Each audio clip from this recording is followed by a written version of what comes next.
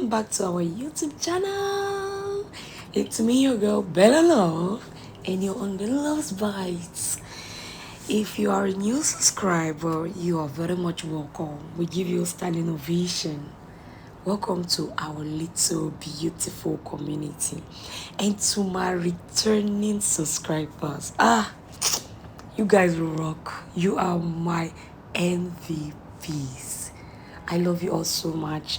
And today on our beautiful menu on the recipe today we'll be having sweet buns, soft sweet buns.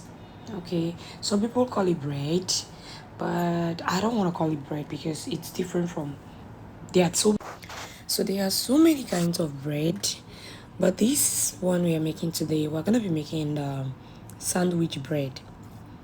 You know the sandwich bread, okay? The soft one that is like, very smooth and nice in the mouth, tasty and all. So this is me preparing my ingredients. I already prepared my yeast.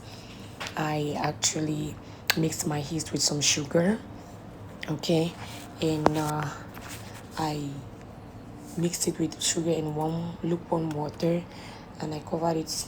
I stirred it a little bit, covered and set it aside, as you could see on the screen before now. And this is me actually mixing my dough, which in the bowl of the mixer I added 1.5 cup of water. I added some oil, sunflower oil, 1/4 cup of sunflower oil.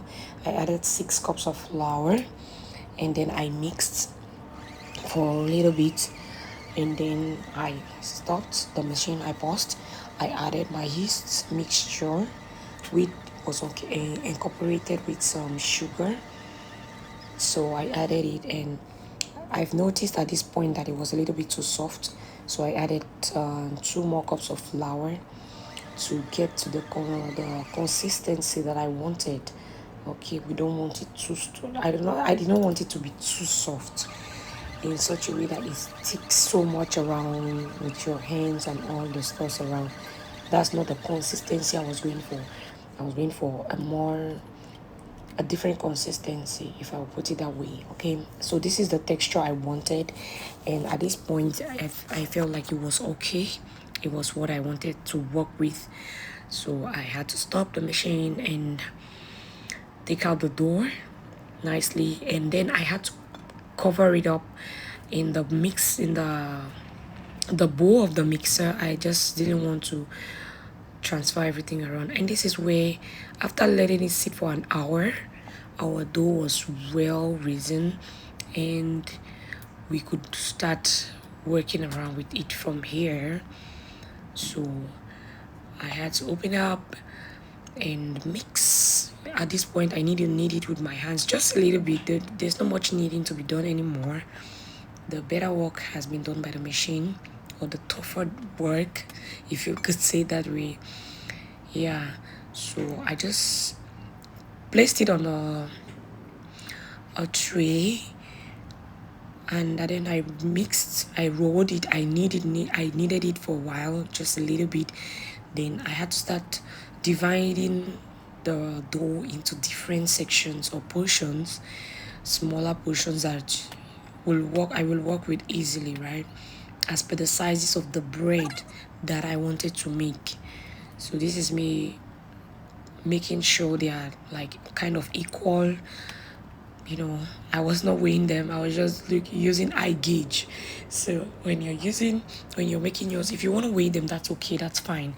But I did not have that time, and moreover, I was shooting this video very late at night, so I was working on a time frame. So at this point, I partitioned the first section of the dough because there was still part of it in the bowl. I just wanted to work on like different stages, one after the other, so that I have a clear demarcation of my work. Yeah. So this is me rolling out the first section. This is how I rolled out the bread. You want to first of all to roll it out with a rolling pin, so make sure the dough is evenly flat, if I will put it that way. We don't want it to be too thick. Okay, So you try to roll it out nicely and neat. I actually was spraying a little bit of oil on it, but later on I changed my mind and I just was rolling it like that because I felt like there was no need.